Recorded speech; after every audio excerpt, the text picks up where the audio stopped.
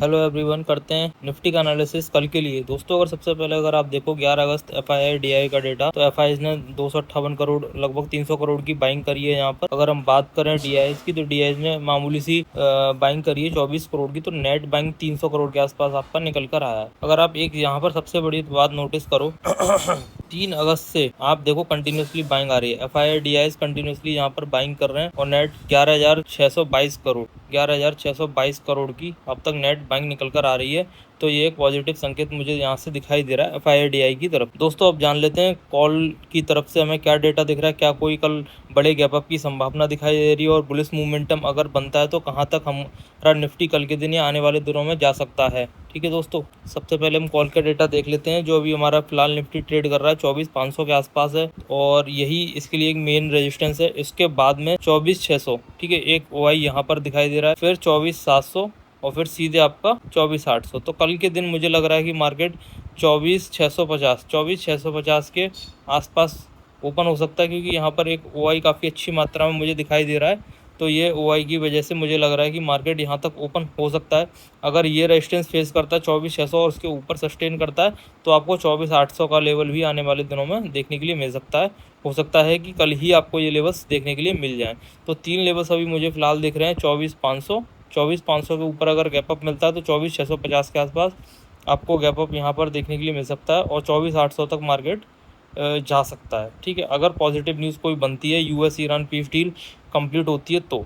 दोस्तों एक बड़ी खबर ये भी निकल के आ रही है, Pakistan interior minister Mohsin Naqvi has arrived in Tehran, मतलब कि तेहरान पहुंच चुके हैं for talks with Iranian officials amid mediation. मतलब जो पाकिस्तान है वो मीडिएशन कर रहा है, बीच वार्ता कर रहा है, इसलिए यूएस की तरफ से। ठीक है, US Israel war on Iran reopen the Strait of Hormuz. सबसे बड़ी बात दोस्तों इसके अंदर यही है कि स्ट्रेट ऑफ हॉर्मुज को लेकर ओपन करने को लेकर यहाँ पर बात चल रही है। ठीक है, तो सबसे बड़ी बात मुझे यहाँ पर यही दिखाई दे रही है।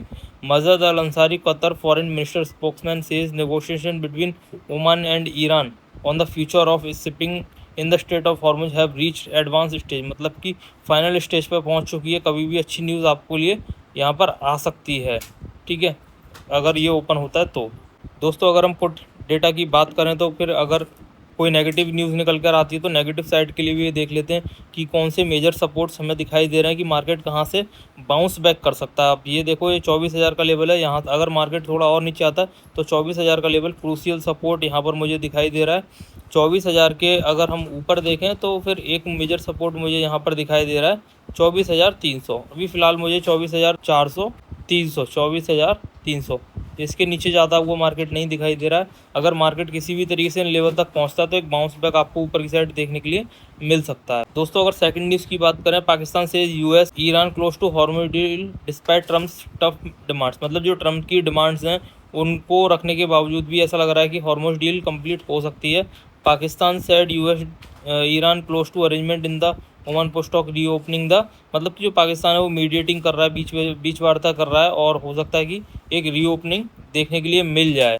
डिप्लोमेसी चल रही है इस तरीके से कि अगर जो है स्ट्रेट ऑफ हॉर्मुज अगर खुल जाता है कम्प्लीटली तो स्टॉक मार्केट के लिए एक अच्छी खबर होगी। ऑयल के ऊपर जो दबाव पड़ रहा है, प्रेशर बन रहा है, वो थोड़ा कम हो जाएगा। दोस्तों अगर अभी फ़िलहाल अगर हम बात करें गिफ्ट निफ्टी की, तो गिफ्ट निफ्टी करीब 64 पॉइंट है, यहाँ से कोई दिक्कत नहीं है।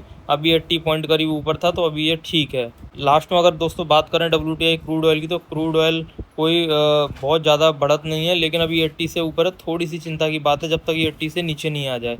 अगर ब्रेंट की बात करें तो ये भी 90 के आसपास है, तो इसको भी जब तक ये डाउन नहीं आता तब तक थोड़ी सी चिंता की बात बनी हुई है।